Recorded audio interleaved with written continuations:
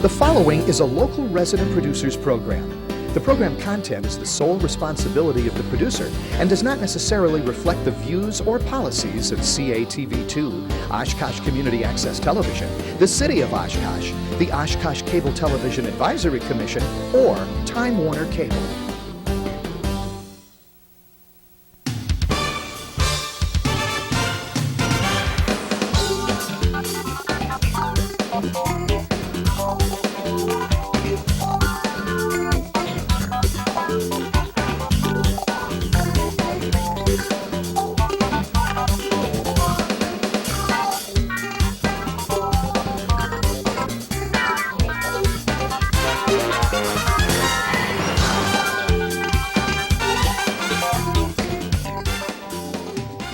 Hi everyone, welcome to another edition of Eye on Oshkosh. I'm Cheryl Hentz along with my co-host Tony Palmeri. On this edition we're very pleased to welcome someone that a lot of you probably thought we'd never have gracing our set because we've been political adversaries for as long as you can probably say the Oshkosh Northwestern. And we are very pleased, however, to welcome the executive editor of our local paper, Stew Rieckman, to the show. Thank you for being here. Thank you for inviting me. It's a real pleasure, it really is, and I say that with all sincerity, and I'm sure Tony feels the same way. Yes. Stu is also the publisher, administrator, and owner of a blog site. For those of you who are not real technically advanced or up on things, a blog is nothing more than a weblog, kind of a diary where you can have conversations, not in live time, of course, but you can have exchanges with other folks who happen to log on. And I guess we'll start there. I mean, about a year ago, you were pretty critical of blogs, and now you've got one. Well, it wasn't the blog itself per se that I was opposed to. I thought there was, what I could see from my vantage point was some abuses going on in the chat rooms, people hiding behind anonymity, making personal characterizations, and I just thought that was unfair to the political process. I always put my name on everything I write, and I take a lot of criticism, and that's fair. And I believe if we're going to have a dialogue in the community, we need to be able to have that open dialogue about who's saying what's opinion, what's fact. And so I was critical about the anonymity that people were hiding behind, not so much the blog itself. Sure. And that is a tough thing, though, you know, whether or not to allow anonymity. I mean, I got beat up by people visiting my website, as I'm sure you know, because I did allow anonymity, but you know, I just feel like there's times when people don't want to sign their name to something, and so I tried to allow it, but it's a hard call to really make. It is, because there are no rules. It's a burgeoning technology and a burgeoning medium. And I concur with you that on what I call on that side of the fence, there is justification for anonymity. However, I think that you have to factor in the responsibility factor. If people are going to be anonymous, I think we should hold them to a standard of some degree of responsibility. And I've been allowing anonymous comments to my post on my blog, keeping an eye out, trying to keep the discussion at a high level.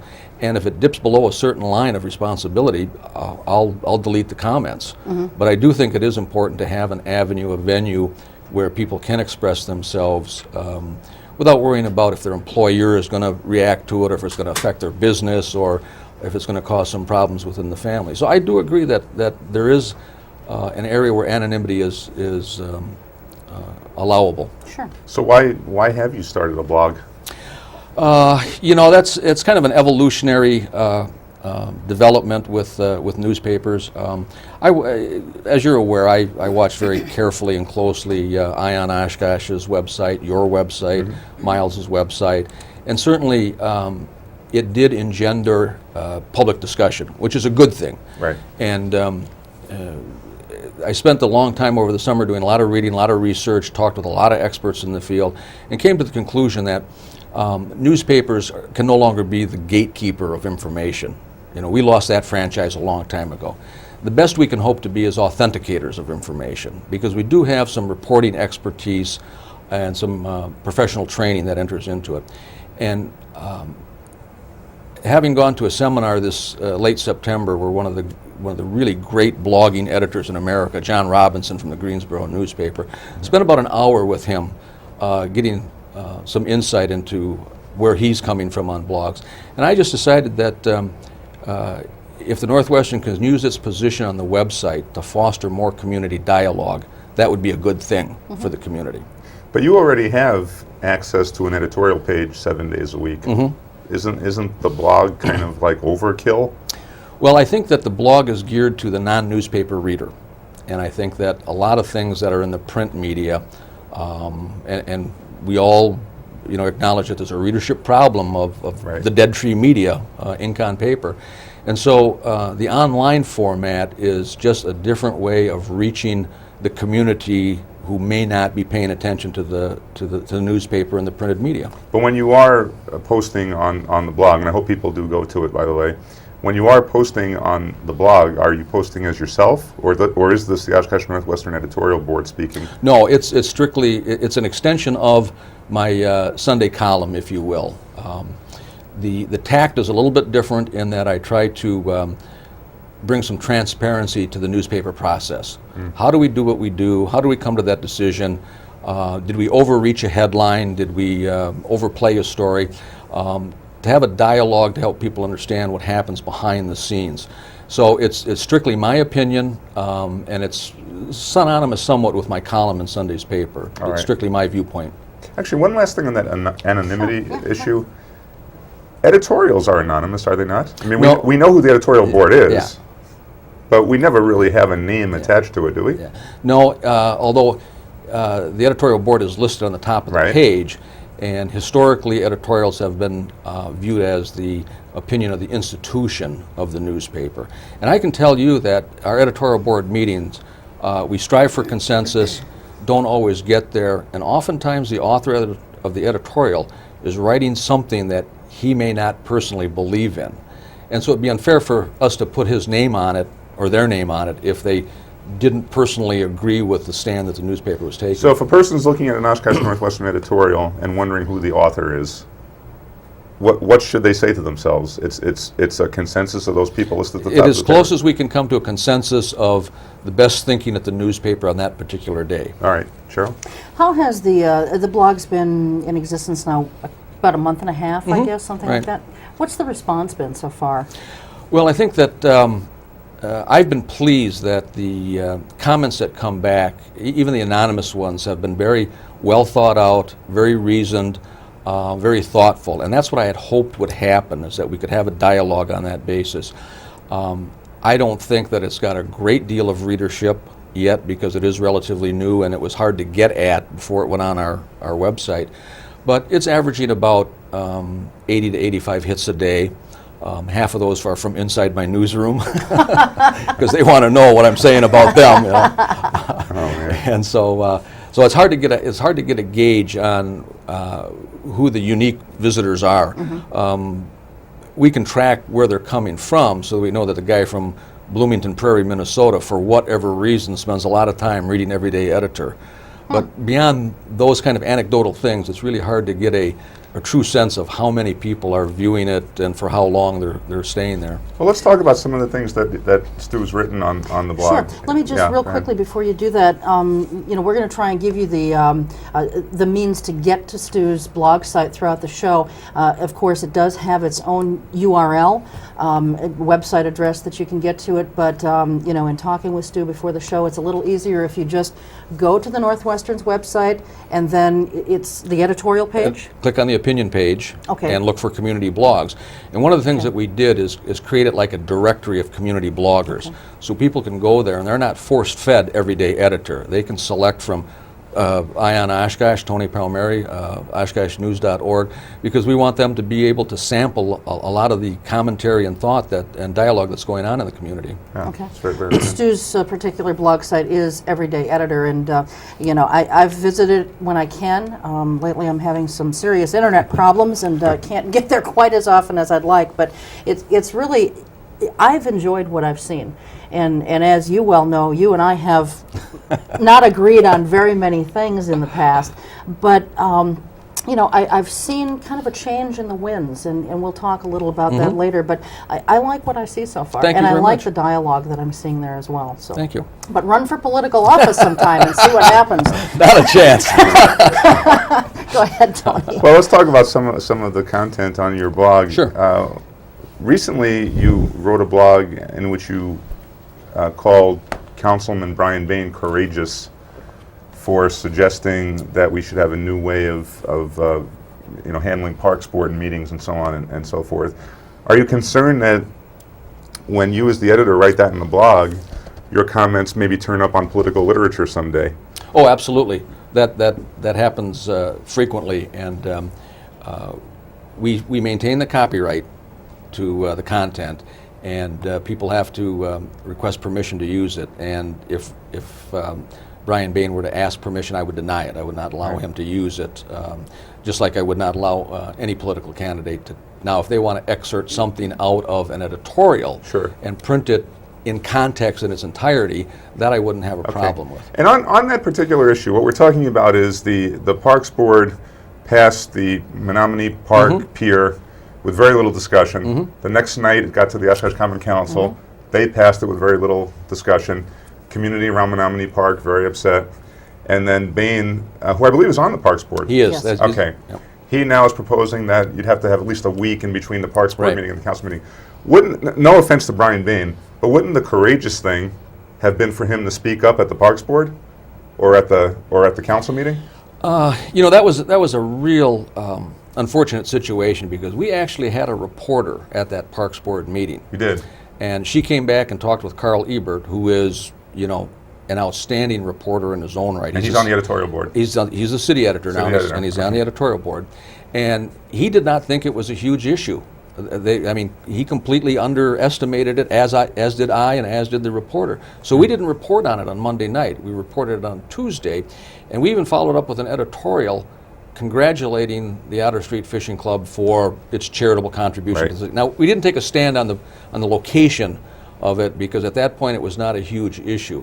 I will tell you this, that since that time we've editorialized strongly about the leadership and accountability of the Parks director, and had we to do it over again, we probably should have said, let's slow down. Let's slow this process down and think about it. And I'll tell you one of the problems that exists there. Lobbyists in Madison pay a lot of money to have access to the political process. Oh, yeah. Okay? Outer Street Fishing Club has a member on the Parks Advisory Board. Right.